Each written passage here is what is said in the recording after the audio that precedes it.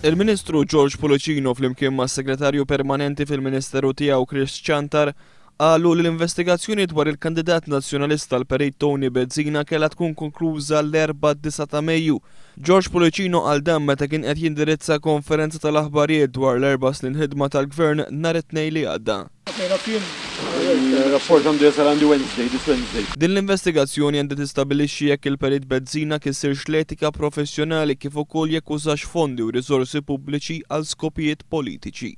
L-investigazzjoni kienet ordnata wara li fl-aħħar ġimgħat sar magħruf li numru ta' ħaddiema tal-Gvern li jaħdmu fil-Ministeru tar-Riżorsi fejn il-Perit Bezzina jaħdem kellhom jagħmlu xogħol ta' manutenzjoni fuq il-Gażin Nazzjonalista taż-Żurrieq.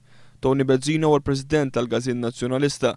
Il-gazzetta kulħadd kienet irrapportat kif il-foreman li talab lil ħaddiema jagħmlu dan ix-xogħol huwa l-eks kunsillier tal-Partit Nazzjonalista fil-Belt Joe Borda. Borda kellu xi każijiet ta' prattiċi mhux flokhom fuq il-post tax-xogħol mal-Gvern. Joe Borda huwa qrib ħafna tal-Perit Bezzina u qed jagħtih palata fuq id-distrett. Tony Bezzina huwa l-għażla ta' Lorenz Gonzi biex jieħu post l-avukat Franco De Bono fuq il-5 distrett.